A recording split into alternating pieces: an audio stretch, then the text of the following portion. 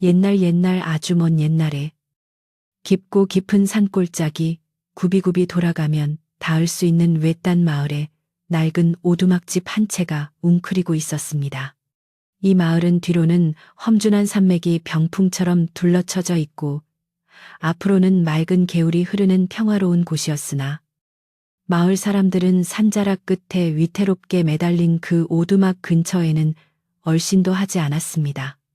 오두막은 해가 중천에 떠도 짙은 나무 그늘에 가려져 있어 사시사철 서늘한 기운이 감돌았고 지붕 위에는 이끼가 지푸르게 덮여 있어 마치 산짐승이 웅크리고 있는 듯한 기이한 형상을 하고 있었기 때문입니다. 하지만 그 음산한 분위기보다 더 사람들이 꺼리는 이유는 그 집에 홀로 사는 여인 복순이 때문이었습니다. 복순이는 태어날 때부터 얼굴의 반쪽을 뒤덮은 붉고 검은 반점을 가지고 있었는데 마을 사람들은 그녀를 볼 때마다 재수가 없다며 침을 뱉거나 손가락질을 하곤 했습니다. 복순이는 부모님이 돌아가신 후 오두막에 홀로 남겨져 세상과 담을 쌓고 살아가고 있었는데 그녀의 하루는 남들이 잠든 깊은 밤에야 비로소 시작되었습니다. 해가 떠 있는 동안에는 방문을 걸어 잠그고 밖으로 나오지 않다가 달빛이 어스름하게 내려앉고 마을의 불빛이 하나둘 꺼질 때면 조용히 문을 열고 나와 산으로 향했습니다. 그녀는 누구보다 산길을 잘 알았고 어떤 풀이 약이 되고 어떤 열매가 독이 되는지 훤히 꿰뚫고 있었습니다. 그녀가 캔 약초는 장날 새벽 아무도 없는 장터 구석에 몰래 놓여 헐값에 팔려나갔고 그 돈으로 겨우 쌀 한 줌을 구해 생명을 이어갔습니다. 사람들은 그녀를 도깨비 신부라 부르며 멸시했지만 복순이는 산짐승들과 풀벌레 소리를 벗삼아 누구도 원망하지 않고 묵묵히 자신의 자리를 지키며 살았습니다. 그녀의 마음은 흉한 얼굴과는 달리 산골의 맑은 샘물처럼 투명하고 깊었습니다. 그러던 어느 해 늦가을 고요하던 마을에 큰 소란이 일어났는데 바로 읍내에서 큰 돈을 벌었다는 최 씨 부인이 요양차 이 마을로 이사를 오게 된 것입니다. 최 씨 부인은 비단 옷을 펄럭이며 가마를 타고 마을 입구에 들어섰는데 그녀의 목소리는 쩌렁쩌렁하여 마을의 고요를 단번에 깨뜨렸습니다. 그녀는 마을에서 가장 크고 번듯한 기와집을 사들였지만 그것으로 만족하지 못하고 마을 전체를 자신의 소나기에 넣으려는 듯 사사건건 간섭하기 시작했습니다. 마을 사람들은 최 씨 부인의 재력에 기가 죽어 그녀가 하는 말이라면 파트로 메주를 판다 해도 믿는 신유를 했고 그녀의 비위를 맞추기 위해 앞다투어 아부를 떨어댔습니다. 최 씨 부인은 자신의 위세를 과시하며 매일같이 잔치를 벌였지만 그녀의 눈빛에는 채워지지 않는 탐욕이 이글거리고 있었습니다. 최 씨 부인이 마을에 들어온 지 달포가 지났을 무렵 그녀는 한양에서 용하다는 직관을 불러 마을의 지세를 살피게 했는데 이는 자신의 가문이 더욱 번창할 명당 자리를 찾기 위함이었습니다.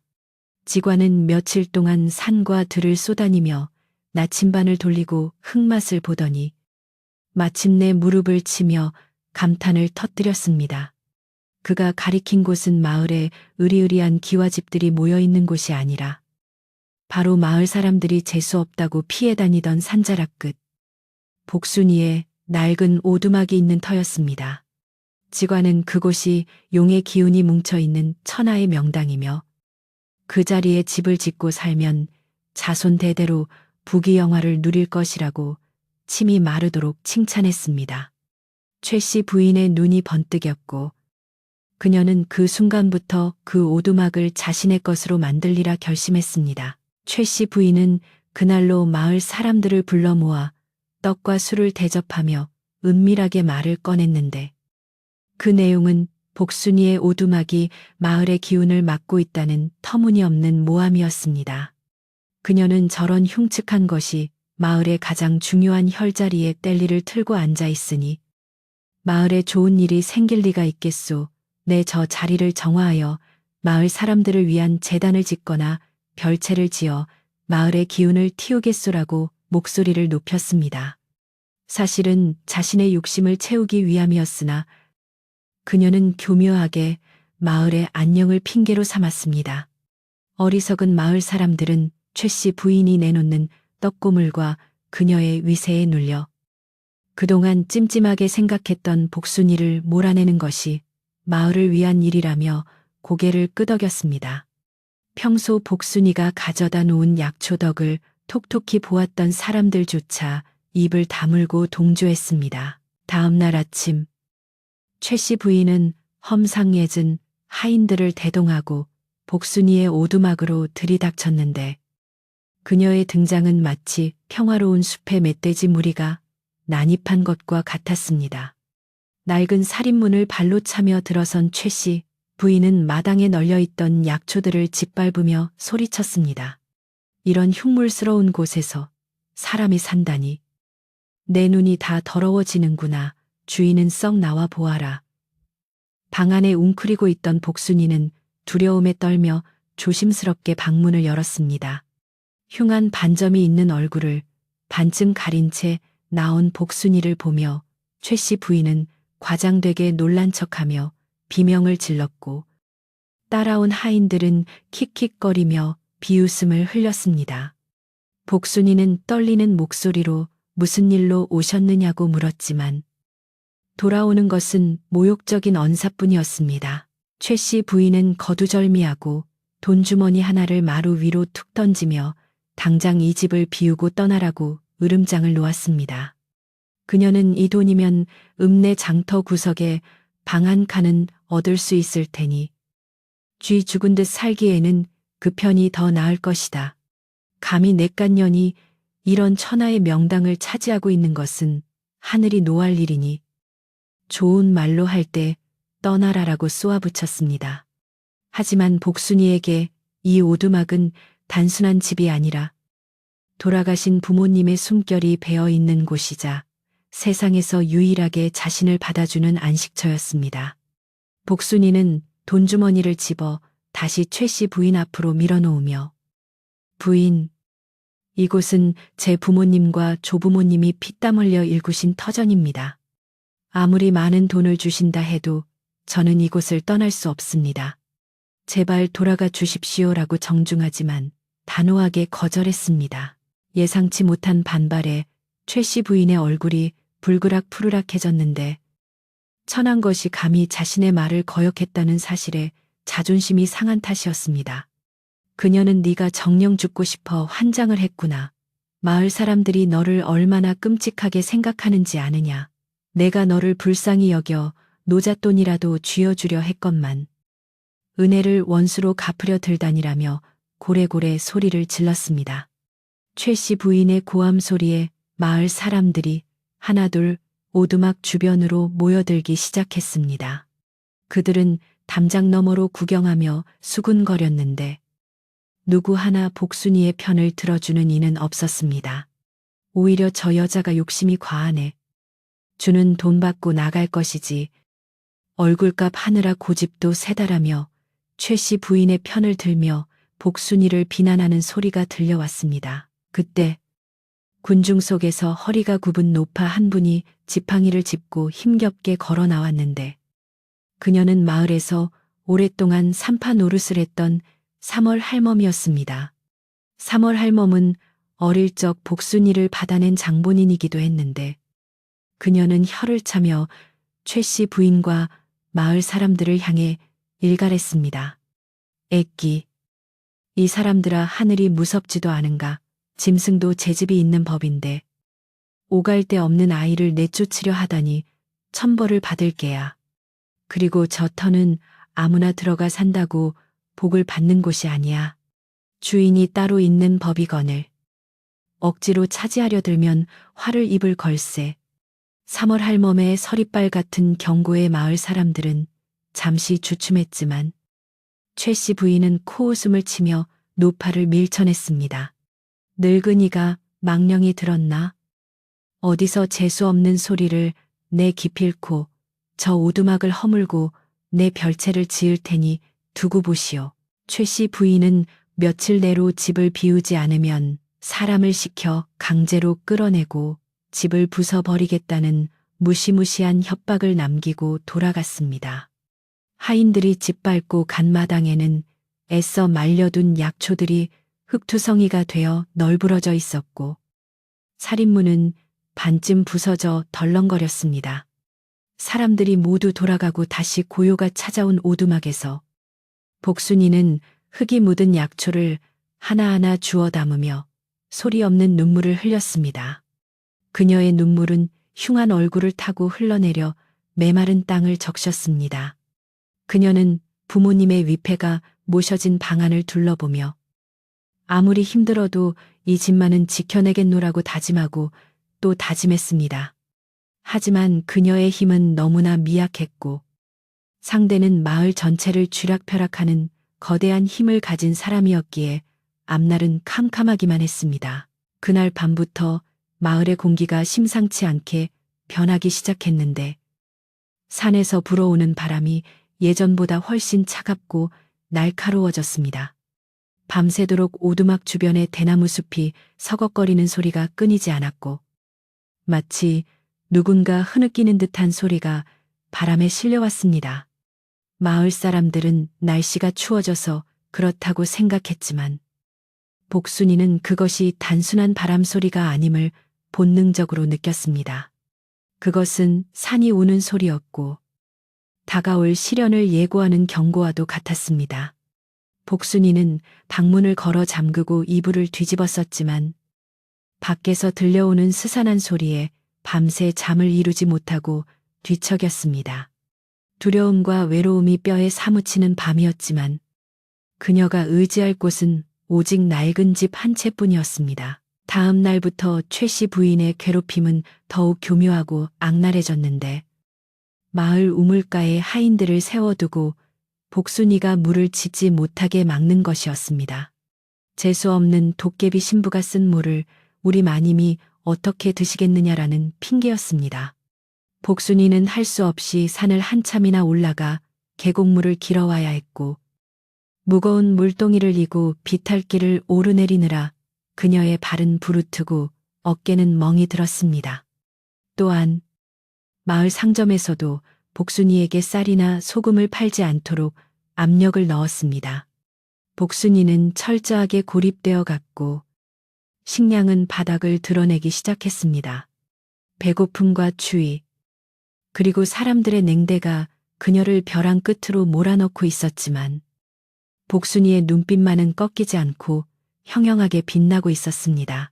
어느덧 계절은 가을의 끝자락을 지나 겨울의 문턱을 넘고 있었고 첫눈이 내릴 듯 하늘은 잿빛으로 낮게 내려앉았습니다. 유감조차 구하기 힘들어진 복순이는 얇은 소미불 하나에 의지해 냉방에서 추위를 견뎌야 했습니다. 그러던 어느 깊은 밤, 칠흑 같은 어둠 속에서 오두막 뒤편 대나무 숲 쪽에서 부스럭하는 소리와 함께 무언가가 털썩 쓰러지는 소리가 들렸습니다. 처음에는 멧돼지나 고라니가 내려온 줄 알고 숨을 죽이고 있었지만 이내 들려온 소리는 짐승의 거친 숨소리가 아니라 가늘고 애처로운 신음소리였습니다.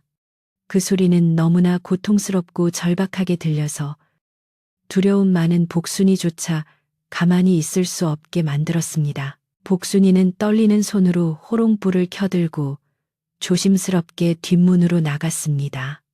차가운 밤바람이 그녀의 뺨을 때렸지만 그녀는 소리가 난 대나무 숲 쪽으로 발걸음을 옮겼습니다. 희미한 불빛이 닿은 곳에는 하얀 눈 뭉치 같은 것이 쓰러져 있었는데 가까이 다가가 보니 그것은 지금까지 한 번도 본 적 없는 신비한 짐승이었습니다. 온몸이 눈처럼 새하얀 사슴 한 마리가 피를 흘리며 쓰러져 있었던 것입니다. 사슴의 다리는 덫에 걸린 듯 깊은 상처가 나 있었고 하얀 털은 붉은 피로 얼룩져 있었습니다. 하지만 복순이를 놀라게 한 것은 사슴의 상처보다 그 눈빛이었습니다. 고통 속에서도 사슴은 복순이를 올려다보며 마치 사람처럼 애원하는 듯한 깊고 맑은 눈동자를 하고 있었습니다. 복순이는 순간 덜컥 겁이 났지만 죽어가는 생명을 외면할 수 없는 천성 때문에 호롱불을 내려놓고 사슴에게 다가갔습니다. 그녀는 자신의 낡은 치맛자락을 찢어 사슴의 상처난 다리를 지혈하고 힘없이 늘어진 사슴의 머리를 조심스럽게 쓰다듬었습니다. 가엾어라. 어디서 이렇게 다친 거니? 많이 아프지. 복순이의 따뜻한 손길이 닿자 거칠게 몰아쉬던 사슴의 숨소리가 조금씩 잦아들었습니다. 복순이는 춥고 배고픈 자신의 처지도 잊은 채 이 신비한 하얀 사슴을 살려야겠다는 생각 하나로 꽁꽁 언 손을 호우 불어가며 정성껏 간호하기 시작했습니다. 이것이 앞으로 닥쳐올 거대한 운명의 소용돌이의 시작임을, 그리고 이 만남이 그녀의 삶을 송두리째 바꿔놓을 것임을 그때는 아무도 알지 못했습니다. 그날 밤 복순이는 젖먹던 힘을 다해 쓰러진 사슴을 방 안으로 옮겼는데 짐승은 겉보기보다 훨씬 무거워 뼈만 앙상한 그녀가 감당하기에는 벅찼습니다. 하지만 혹한의 추위 속에 이 생명을 밖이나 부엌에 두었다가는 밤사이 얼어 죽을 것이 뻔했기에 그녀는 이를 악물고 사슴을 따뜻한 아랫목으로 끌어들였습니다. 방 안이라고 해봐야 냉기가 가득하고 문틈으로 황소바람이 들어오는 누추한 곳이었지만 그래도 바깥에 사르는 칼바람보다는 나았습니다. 복순이는 자신의 유일한 소미불을 꺼내 사슴의 몸을 덮어주고 아궁이에 남은 마지막 잔가지를 긁어모아 불을 지폈습니다.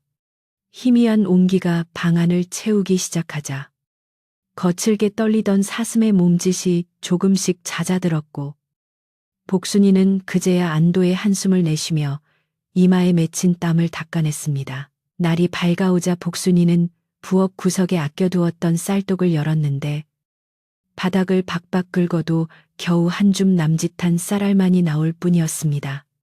그녀는 잠시 망설였지만 이내 결심한 듯 쌀을 씻어 물을 많이 붓고 묽은 미음을 끓이기 시작했습니다. 자신도 며칠째 제대로 된 끼니를 때우지 못해 배가 등가죽에 붙을 지경이었지만 눈앞에서 꺼져가는 생명을 살리는 것이 우선이라 생각했기 때문입니다. 정성껏 끓인 미음을 식혀 숟가락으로 사슴의 입가에 흘려넣자 사슴은 힘겹게 눈을 뜨고 조금씩 받아먹기 시작했습니다. 복순이는 사슴이 미음을 삼키는 모습을 보며 자신이 먹은 것처럼 배가 부른 듯한 기분을 느꼈고 남은 국물조차 아까워 사슴의 입가를 닦아주며 흐뭇한 미소를 지었습니다. 복순이는 사슴의 다리에 난 상처를 치료하기 위해 산에서 캐온 약초들을 지식여 정성스럽게 발라주었는데 그녀의 손길은 마치 귀한 옥을 다루듯 조심스러웠습니다. 약초 냄새가 방 안에 은은하게 퍼지자 사슴은 고통이 가라앉는지 편안한 숨소리를 내며 복순이의 무릎에 머리를 기대왔습니다. 복순이는 흉측한 자신의 얼굴을 보고도 피하거나 놀라지 않는 이 짐승이 고맙고 또 신기했습니다.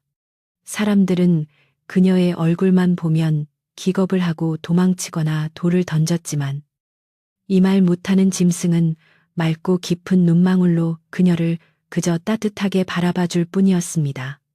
복순이는 사슴의 부드러운 털을 쓰다듬으며 태어나서 처음으로 누군가와 마음이 통하는 듯한 따스한 위로를 받았습니다. 며칠이 지나자 놀라운 일이 벌어졌는데 깊은 상처를 입어 금방이라도 숨이 넘어갈 듯했던 사슴이 눈에 띄게 기력을 회복하기 시작한 것입니다. 게다가 사슴의 털에서는 밤이 되면 반딧불이처럼 은은하고 신비로운 빛이 뿜어져 나와 기름이 없어 불을 켜지 못한 어두운 방 안을 환하게 비추었습니다. 그 빛은 차갑지 않고 마치 봄볕처럼 따스해서 재감이 떨어져 냉골이 된 방 안에서도 복순이는 추위를 느끼지 않고 잠들 수 있었습니다. 복순이는 이 사슴이 평범한 산짐승이 아님을 직감했고 혹시 산신령님이 보낸 귀한 손님이 아닐까 생각하며 더욱 지극정성으로 모셨습니다. 사슴 또한 복순이가 잠들면 그녀의 곁을 지키듯 앉아 있었고, 그녀가 깨어나면 혀로 손을 핥으며 친근함을 표시했습니다. 한편 마을의 기와집에서는 최 씨 부인이 날이 갈수록 초조함을 감추지 못하고 있었는데, 눈이 이렇게 많이 오고 날씨가 추운데도 산자락 오두막에서 아무런 소식이 들려오지 않았기 때문입니다. 그녀는 내심 복순이가 추위와 굶주림을 견디지 못해 제 발로 나가거나 아니면 얼어 죽어서 시체로 발견되기를 바라고 있었습니다. 최 씨 부인은 참다 못해 심부름을 하는 머슴 칠성이를 불러 은밀한 지시를 내렸습니다. 야, 칠성아, 너 지금 당장 그 오두막에 올라가서 동태를 좀 살피고 오너라. 그년이 죽었는지 살았는지 아직도 버티고 있다면 무슨 꿍꿍이인지 알아와야겠다. 칠성이는 눈길을 헤치고 가야 하는 것이 귀찮았지만 마님의 서슬퍼런 명령을 거역할 수 없어 투덜대며 산길을 올랐습니다. 칠성이가 오두막 근처에 도착했을 때는 이미 해가 져서 사방이 어둑어둑했는데, 다 쓰러져가는 오두막 창호지 문틈으로 기이한 하얀 불빛이 새어나오고 있는 것을 발견했습니다. 호롱불이라기엔 너무나 밝고 맑은 빛이라 호기심이 발동한 칠성이는 발소리를 죽이고 살금살금 다가가 문구멍으로 방안을 엿보았습니다. 그리고 그 안에서 벌어지는 광경을 보고는 너무나 놀라 입을 다물지 못했습니다. 흉측한 복순이가 누워있는데 그 곁에 전설 속에서나 나온다는 하얀 사슴이 온몸에서 빛을 뿜으며 앉아 있었기 때문입니다.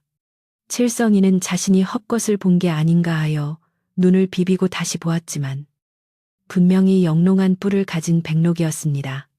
그는 허겁지겁 산을 뛰어내려가 최 씨 부인에게 이 사실을 알렸습니다. 칠성의 보고를 받은 최 씨 부인의 눈이 탐욕으로 번들거렸는데, 그녀는 백록이 나타났다는 것은 곧 하늘이 내린 큰 복이라 굳게 믿었기 때문입니다. 뭐라고 백록 그 귀한 영물이 그 천안년의 오두막에 있단 말이냐. 최 씨 부인은 무릎을 치며 소리쳤습니다. 그녀의 머릿속은 이미 흉측한 복순이는 안중에도 없고 오직 그 신비한 사슴을 차지하여 자신의 부귀 영화를 영원히 누릴 생각으로 가득 찼습니다. 그녀는 억지를 부리기 시작했습니다. 그렇지, 내가 말하지 않았더냐. 그 터가 명당이라고.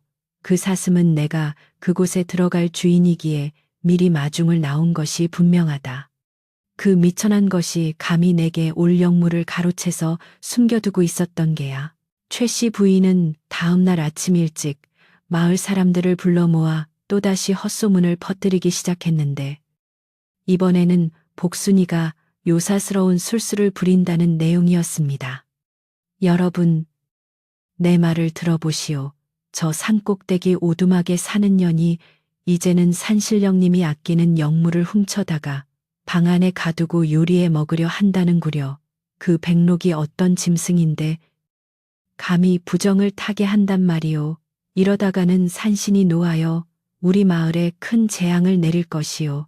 마을 사람들은 처음에는 반신반의했지만 칠성이가 나서서 자신이 본 빛나는 사슴 이야기를 침을 튀기며 설명하자 분위기가 급변했습니다. 사람들은 두려움과 시기심에 휩싸여 웅성거리기 시작했고, 복순이를 당장 끌어내야 한다는 목소리가 높아졌습니다. 최 씨 부인은 사람들의 공포심을 교묘하게 이용했는데, 그녀는 마을 장정들에게 몽둥이와 횃불을 준비하게 하고 당장이라도 오두막을 습격할 태세를 갖추었습니다. 우리가 가서 그 부정한 년을 몰아내고 갇혀있는 영물을 구해야 한다. 그래야 우리 마을에 복이 오고 자손들이 잘 될 것이다. 그녀의 선동에 넘어간 마을 사람들은 이성을 잃고 흥분하여 소리를 질렀습니다.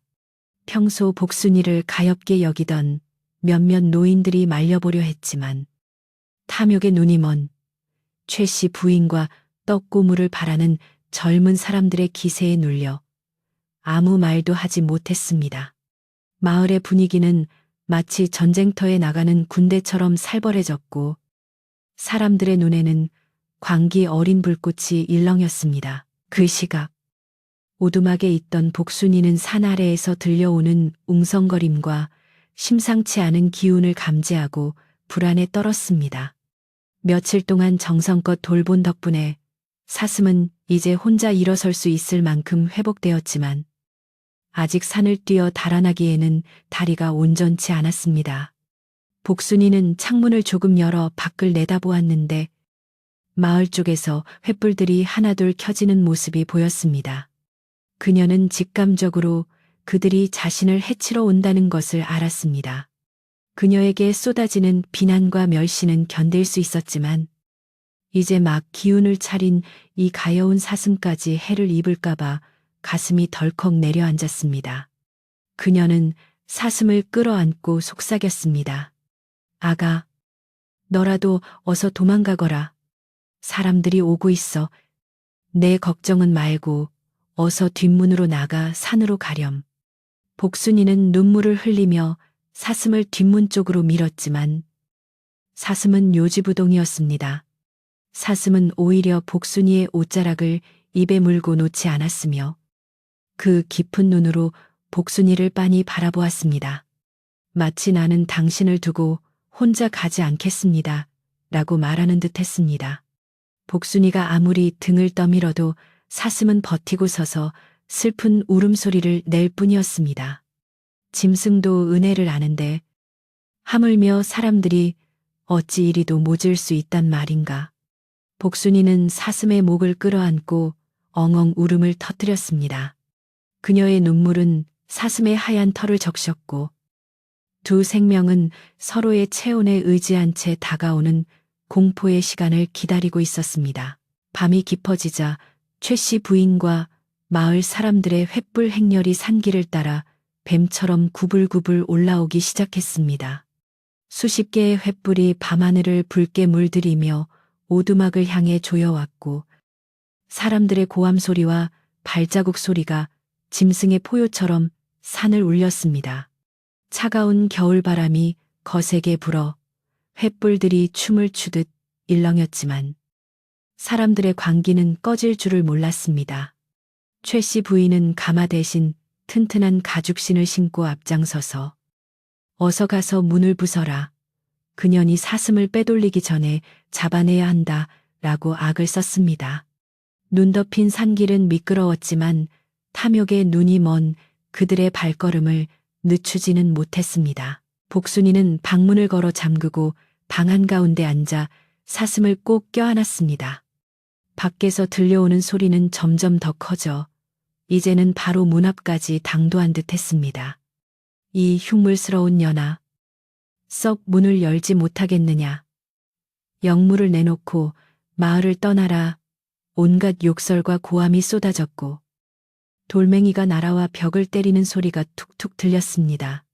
오두막은 바람 앞에 등불처럼 위태로웠고 얇은 문풍지 하나를 사이에 두고 생과 사가 갈리는 듯한 긴장감이 감돌았습니다. 하지만 복순이의 마음속 깊은 곳에서는 이상하게도 두려움 대신 담담한 용기가 솟아나고 있었습니다. 그녀는 죽더라도 끝까지 이 생명을 지키겠다고 다짐하며 사슴의 머리를 가슴에 품고 눈을 감았습니다. 쾅쾅. 마침내 누군가가 살인문을 부수고 들어와 마루를 쿵쿵 울리며 방문을 발로 차기 시작했습니다. 낡은 문짝은 금방이라도 떨어져 나갈 듯 덜컹거렸고 문틈으로 횃불의 붉은 빛과 사람들의 그림자가 어지럽게 춤을 추었습니다. 최 씨 부인의 날카로운 목소리가 방문 바로 밖에서 들려왔습니다. 어서 문을 뜯어내라. 그년이 안에 숨어 있다. 장정들이 문고리를 잡고 흔들자 문이 삐걱거리며 비명을 질렀습니다. 복순이는 사슴을 더욱 세게 끌어안았고 바로 그 순간 품에 있던 사슴의 몸에서 눈이 부실 정도로 강렬한 빛이 뿜어져 나오기 시작했습니다. 방 안을 가득 채운 그 빛은 문틈을 뚫고 나가 밖에서 소란을 피우던 사람들의 눈을 찌를 듯이 번져나갔습니다. 방 안에서 터져나온 강렬한 빛은 마치 한낮의 태양을 그대로 옮겨 놓은 듯 눈이 부셔서 문을 부수고 들어오려던 장정들은 비명을 지르며 뒷걸음질 쳤습니다. 그 빛은 단순히 밝기만 한 것이 아니라 거대한 기운을 품고 있어서 사람들의 몸을 밀어내는 듯한 압도적인 힘이 느껴졌습니다. 횃불을 들고 기세등등하던 마을 사람들은 눈을 뜰 수 없는 빛 앞에서 혼비백산하여 마당으로 나뒹굴었고 욕설과 고함으로 가득 찼던 오두막 주변은 순식간에 공포 섞인 침묵으로 뒤덮였습니다. 최 씨 부인조차 뒷걸음질 치다 엉덩방아를 투쓰며 떨리는 손으로 눈을 가리고는 이것이 대체 무슨 요술이냐며 꽥꽥 소리를 질러댔습니다. 그러나 그 누구도 감히 방안을 들여다볼 엄두를 내지 못한 채 바들바들 떨며 땅바닥에 엎드려 있을 뿐이었습니다. 잠시 후 눈을 찌를 듯하던 빛이 서서히 잦아들면서 방 안에서 누군가 걸어 나오는 소리가 들렸는데 그것은 사람의 발소리라기엔 너무나 가볍고도 묵직한 울림이 있었습니다. 사람들이 조심스럽게 고개를 들어 바라본 곳에는 조금 전까지 복순이가 안고 있던 하얀 사슴은 온데간데 없고 눈처럼 하얀 도포를 입은 키 큰 사내 하나가 서 있었습니다. 그의 머리에는 사슴의 뿔을 닮은 영롱한 관이 씌워져 있었고 피부는 백옥처럼 희었으며 눈동자에서는 푸른 광채가 뿜어져 나오고 있었습니다. 그는 바로 이 산을 지키는 사슴 정령이 인간의 형상으로 현신한 것이었는데 그 위엄이 어찌나 대단한지 감히 똑바로 쳐다볼 수 없을 지경이었습니다. 복순이는 방 안 구석에 웅크린 채 눈앞에서 벌어진 기적 같은 광경에 넋을 잃고 그저 바라만 보고 있었습니다. 정령은 마루 끝에 서서 마당에 널브러진 사람들을 싸늘한 눈빛으로 내려다보았는데 그 눈길이 닿는 곳마다 서리빨이 서는 듯한 냉기가 감돌았습니다. 하늘에는 어느새 구름이 걷히고 붉은 보름달이 떠올라 오두막을 비추기 시작했고 산짐승들의 울음소리마저 뚝 끊겨 세상에는 오직 바람소리와 정령의 숨소리만이 존재하는 듯 했습니다. 정령이 입을 열자 그 목소리는 산골짜기를 울리는 천둥소리처럼 낮고 깊게 퍼져나갔습니다. 너희들은 어찌하여 죄 없는 생명을 핍박하고 신성한 산의 안식을 깨뜨리느냐. 내 잠시 다친 몸을 쉬러 이곳에 내려왔거늘 너희의 탐욕과 살기가 나를 분노케 하는구나. 그 목소리에는 엄중한 꾸짖음이 담겨 있어 마을 사람들은 오금을 저리며 머리를 땅에 박고 살려달라 빌기 시작했습니다. 그러나 최 씨 부인은 공포에 떨면서도 그 지독한 욕심을 버리지 못하고 엉금엉금 기어 일어나 정령을 향해 대들기 시작했습니다. 그녀는 자신의 눈앞에 있는 존재가 무엇인지 본능적으로 알면서도 인정하고 싶지 않은 오기가 발동한 것입니다. 네, 이놈 내가 산신령이라도 된단 말이냐. 어디서 요사스러운 술수를 부려 사람을 홀리려 드느냐. 나는 이 마을의 제일 가는 부자 최 씨 부인이다. 저 흉측한 년이 내 명당 자리를 차지하고 있어서 쫓아내려는 것뿐인데 네가 뭔데 참견이냐. 그녀는 악을 쓰며 소리쳤지만 목소리는 두려움에 젖어 갈라지고 있었습니다. 그녀의 눈에는 오직 자신의 계획이 틀어졌다는 분노와 눈앞에 신비한 존재마저 굴복시키고 싶은 허영심만이 가득했습니다. 정령은 최 씨 부인의 발악을 가소롭다는 듯 바라보며 입가에 차가운 미소를 띄었는데 그 모습은 아름답다기보다는 두려움을 자아내는 것이었습니다. 흉측하다고 하였느냐? 명당을 차지할 자격이 없다고 하였느냐? 정령은 천천히 손을 들어 허공을 가리켰습니다. 그러자 밤하늘의 붉은 달빛이 한 곳으로 모이더니 마당 한가운데에 거대한 물로 된 거울 같은 형상이 만들어졌습니다. 그 거울은 표면이 잔잔하게 일렁이며 신비로운 기운을 내뿜고 있었습니다. 정령은 우렁찬 목소리로 선언했습니다. 좋다. 너희 인간들은 겉모습으로 귀천을 따지고 아름다움을 논하니 내 오늘 너희에게 진짜 모습을 보여주마.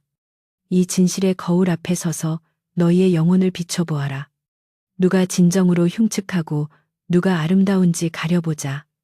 정령의 손짓에 보이지 않는 힘이 최 씨 부인을 끌어당겨 거울 앞으로 데려갔는데 그녀는 버둥거렸지만 거대한 힘을 이겨낼 재간이 없었습니다. 마침내 거울 앞에 선 최 씨 부인은 자신의 모습을 들여다보고는 소스라치게 놀라 비명을 질렀습니다. 거울 속에 비친 그녀의 모습은 비단 옷을 입은 부인이 아니었습니다. 쭈글쭈글하고 검게 썩어가는 피부에 눈은 탐욕으로 붉게 충혈되어 튀어나올 듯했고 입가에는 심술 남은 뱀들이 혀를 날름거리는 끔찍한 괴물의 형상이었습니다. 그녀가 입고 있던 화려한 옷은 거울 속에서 너덜너덜한 걸레 조각처럼 보였고 온몸에 두른 폐물들은 쇠사슬이 되어 그녀의 목을 조르고 있었습니다. 그것은 평생 남을 짓밟고 재물을 탐해온 그녀의 썩어 문드러진 내면이 그대로 투영된 모습이었습니다. 마을 사람들은 거울 속에 비친 최 씨 부인의 끔찍한 본 모습을 보고 경악을 금치 못했는데 평소 그녀가 뽐내던 부귀영화가 실은 얼마나 추악한 것인지 두 눈으로 똑똑히 보았기 때문입니다. 사람들은 구역질을 참으며 고개를 돌렸고 최 씨 부인은 아니야. 이건 내가 아니야. 저 거울이 조작된 거야. 라고 발버둥치며 거울을 깨려 했지만 손이 닿기도 전에 튕겨 나갔습니다. 그녀는 자신의 추악한 밑바닥을 들킨 수치심과 공포에 휩싸여 얼굴을 감싸쥐고 괴성을 질렀습니다. 정령은 차갑게 일갈했습니다. 그것이 네가 그토록 자랑하던 네 진짜 얼굴이다. 거치장에 아무리 공을 들여도 썩은 마음에서 풍기는 악취는 감출 수 없는 법이다. 이어서 정령은 방 안에 숨어있던 복순이를 부드러운 손짓으로 불러내었는데 복순이는 자신의 흉한 얼굴이 거울에 비치면 사람들이 더 비웃을까봐 두려워하며 주저했습니다. 하지만 정령의 따뜻한 눈빛에 용기를 얻어 천천히 마루를 내려와 거울 앞에 섰습니다. 그녀는 떨리는 마음으로 눈을 질끈 감았다가 조심스럽게 거울을 바라보았습니다. 그러자 마을 사람들 사이에서 탄성이 터져 나왔습니다. 거울 속에 비친 복순이의 모습은 얼굴의 붉은 반점은 온데간데 없고 마치 갓 피어난 연꽃처럼 맑고 깨끗한 피부를 가진 선녀와 같았기 때문입니다. 그녀가 입고 있는 남루한 무명옷은 거울 속에서 은은한 빛을 내는 비단 날개옷처럼 보였고 그녀의 주변에는 형형색색의 꽃향기가 감도는 듯한 오라가 피어오르고 있었습니다. 복순이는 자신의 아름다운 모습에 눈시울을 붉혔는데 그것은 단순히 외모가 예뻐져서가 아니라 평생 천대받던 자신의 마음과 정성이 결코 헛되지 않았음을 인정받은 기쁨 때문이었습니다. 정령은 복순이의 어깨를 감싸며 사람들에게 말했습니다. 보아라, 이 여인의 얼굴에 있는 흉터는 전생에 남을 구하려다 생긴 영광의 상처이며 그녀의 영혼은 그 어떤 보석보다 투명하고 아름답다. 산짐승을 가엾게 여겨 자신의 밥을 덜어주고 추위에 떠는 생명을 위해 옷을 벗어준 그 마음이야말로 진정한 명당의 주인 자격이다.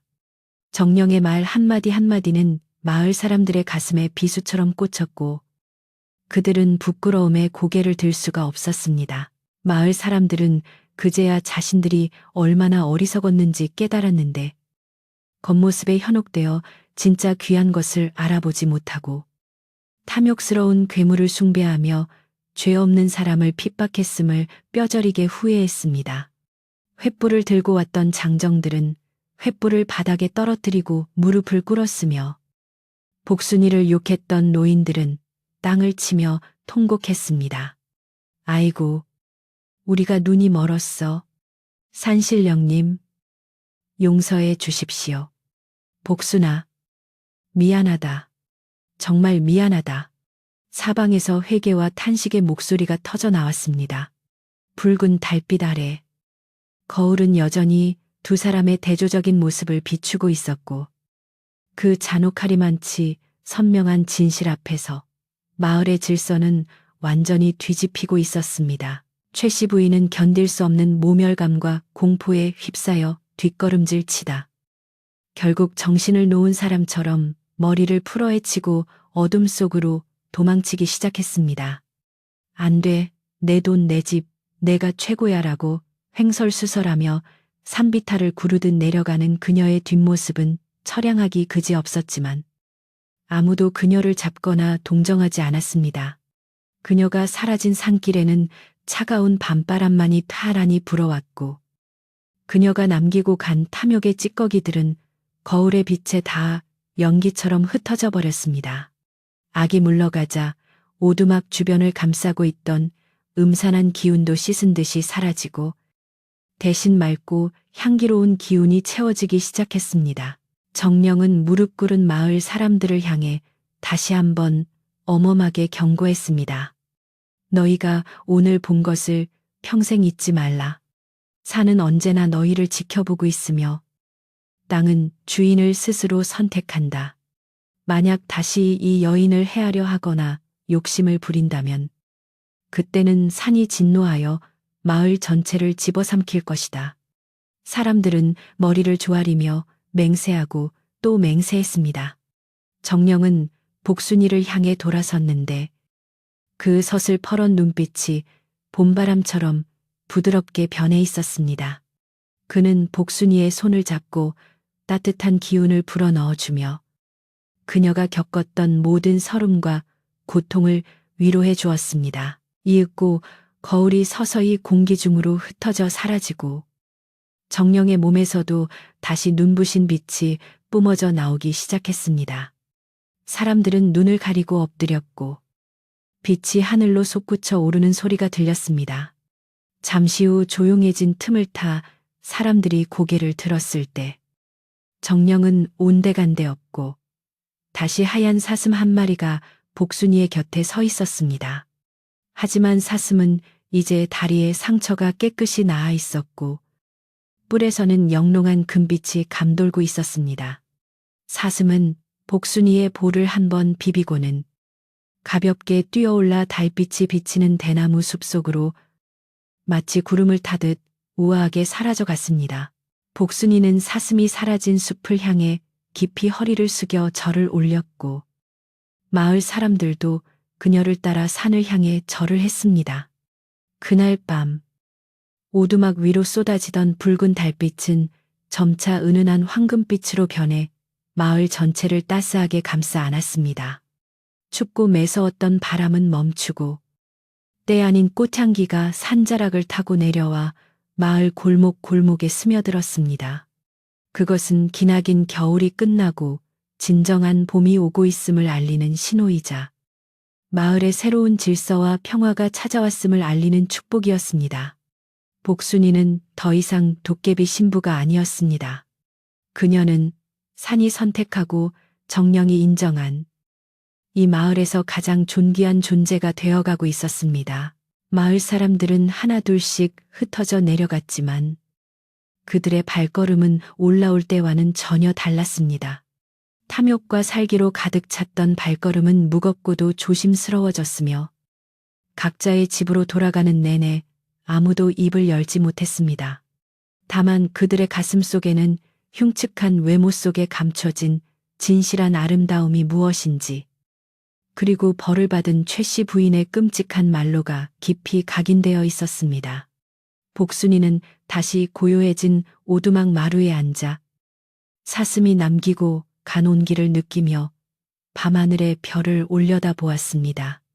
그녀의 얼굴에 있는 반점은 여전했지만 그녀의 표정은 그 어느 때보다 평온하고 빛나고 있었습니다. 그날 밤에 기이하고도 두려웠던 소동이 지나가고 마을에는 여느 때와 다름없이 아침 해가 떠올랐습니다. 하지만 그 햇살은 어제의 것과는 사뭇 달랐는데 밤새 공포에 떨었던 마을 사람들의 굳어버린 마음을 녹이듯 유난히 따스하고 부드럽게 내리쬐었습니다. 복순이의 오두막 주변에 쌓여있던 눈은 간밤의 신비로운 열기에 녹아내려 촉촉한 흙내음을 풍기고 있었고, 대나무 숲에서는 이름 모를 산새들이 날아와 청아한 소리로 노래를 부르고 있었습니다. 마치 산신령이 다녀간 자리를 축복이라도 하듯 오두막 주변은 한겨울임에도 불구하고 파릇파릇한 새싹이 돋아날 것 같은 생기로 가득 차 있었습니다. 마을 사람들은 부스스한 눈으로 방문을 열고 나와 산 쪽을 바라보았지만 어젯밤의 일이 꿈인지 생시인지 분간이 가지 않아 한동안 멍하니 서 있을 뿐이었습니다. 마을의 가장 크고 화려했던 기와집, 최 씨 부인의 집은 하루아침에 폐가처럼 적막강산으로 변해버렸습니다. 주인 잃은 집마당에는 어젯밤 급하게 도망치며 떨어뜨린 비단신 한 짝만이 덩그러니 놓여 있었고, 대문은 활짝 열린 채 바람에 삐걱거렸습니다.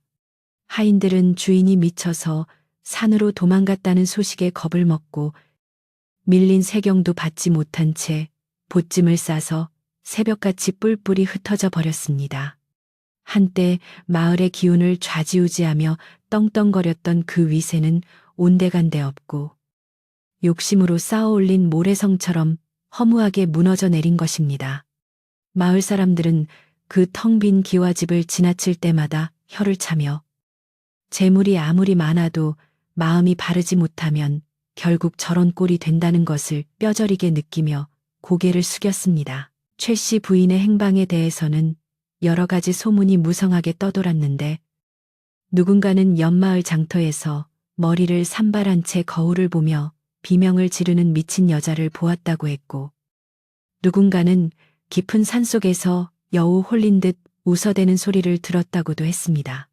하지만 확실한 것은 그녀가 다시는 이 마을에 발을 붙이지 못할 것이라는 사실이었습니다. 그녀가 그토록 탐냈던 명당 자리, 복순이의 오두막은 그대로 복순이의 차지로 남았지만 이제 그곳은 최 씨 부인이 생각했던 부귀영화를 위한 땅이 아니었습니다. 그곳은 욕심을 버린 자만이 누릴 수 있는 평화와 안식의 땅이었으며 마을 사람들에게는 함부로 넘볼 수 없는 신성한 성역과도 같은 곳이 되었습니다. 사람들은 이제 그 오두막을 향해 손가락질을 하는 대신 두려움과 경외심이 섞인 눈길을 보내게 되었습니다. 며칠 뒤 마을 어귀에는 진풍경이 벌어졌는데 마을 사람들이 저마다 지게에 닭감과 쌀가마니 그리고 귀한 반찬들을 지고 복순이의 오두막으로 향하는 행렬이 이어진 것입니다.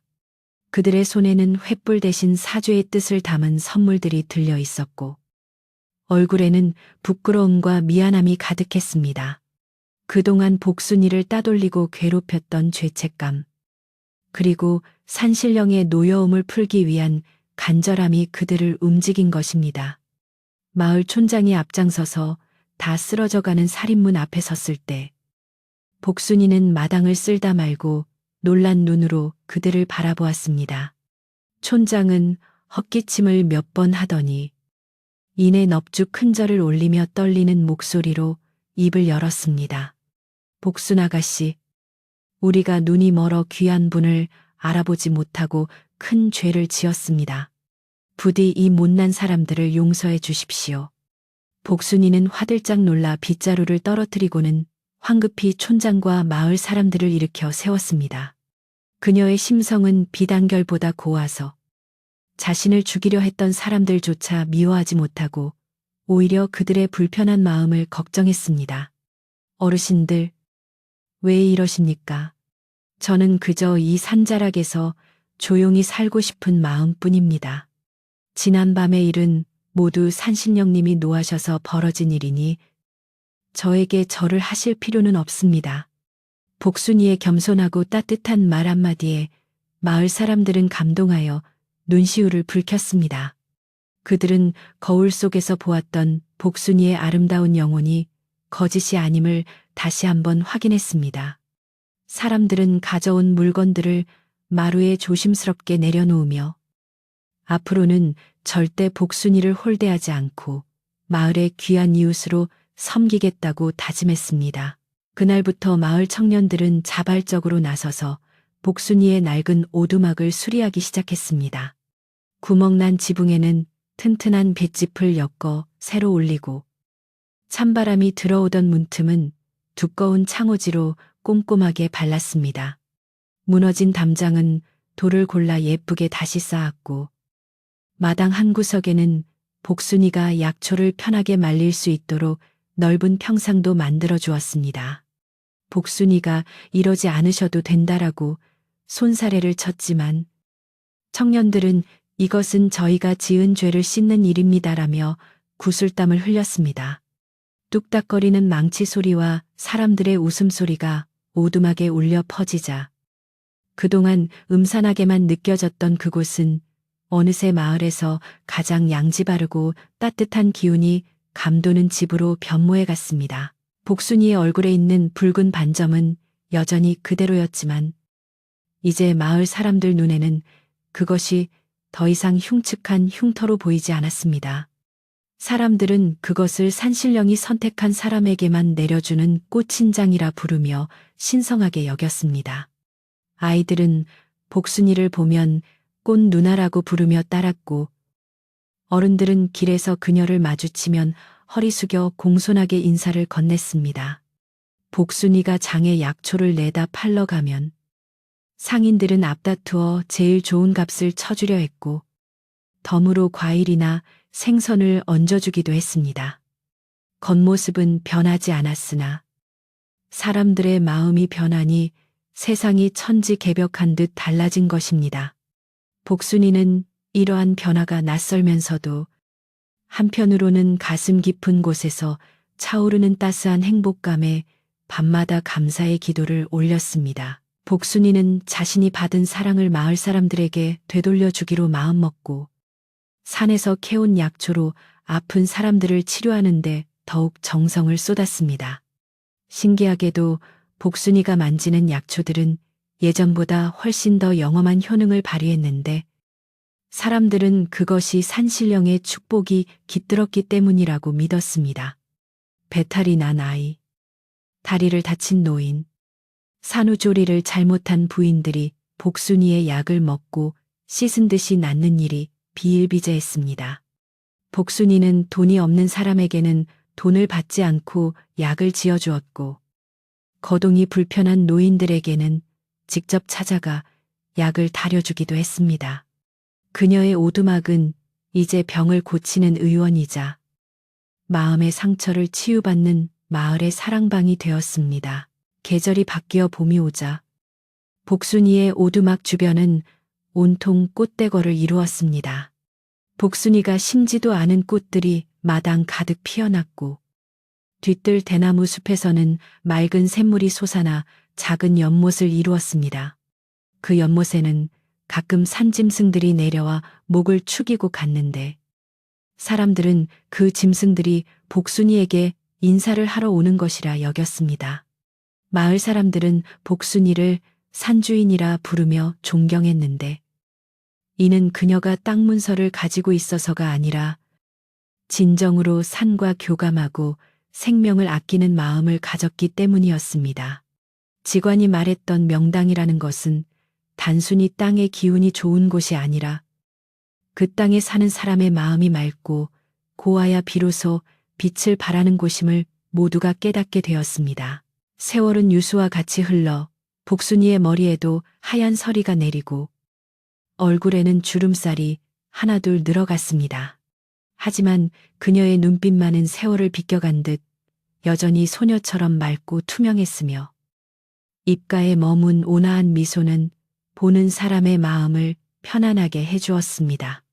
마을도 많이 변하여 예전에 가난하고 삭막했던 모습은 사라지고 서로 돕고 나누며 사는 풍요롭고 인심 좋은 곳으로 소문이 났습니다.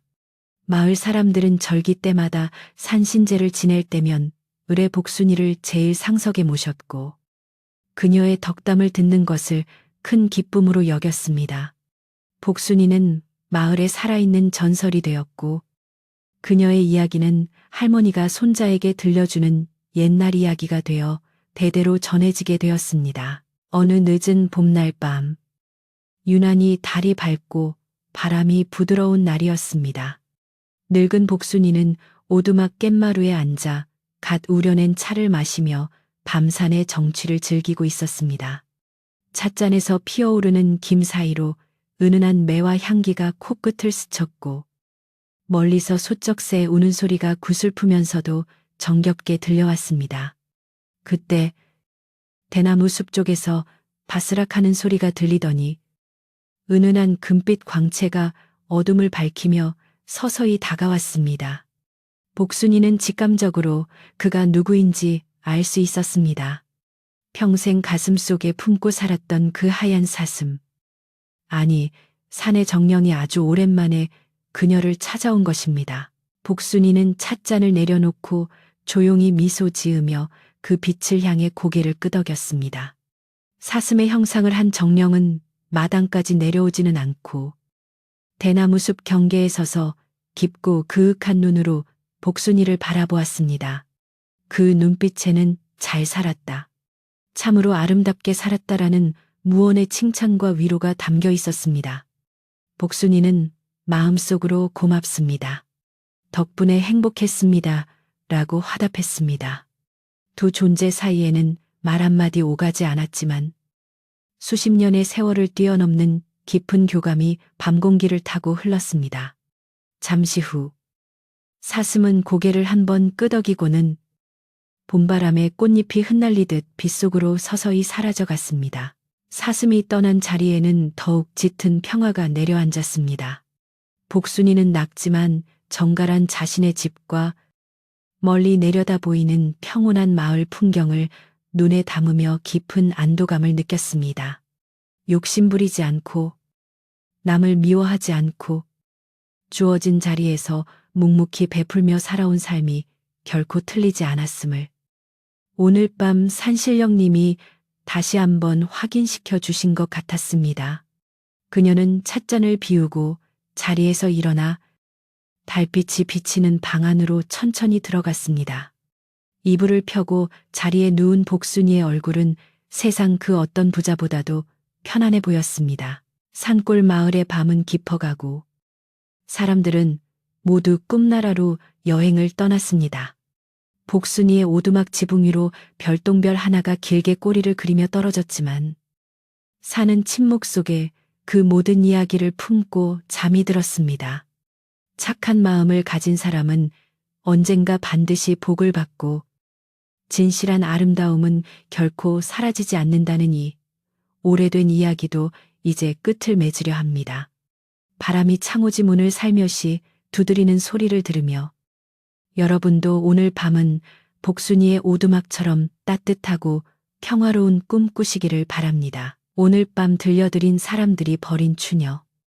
사슴 정령이 선택한 단 한 사람. 이야기는 복순이가 평화롭게 잠드는 것으로 모두 끝이 났습니다. 긴 겨울밤.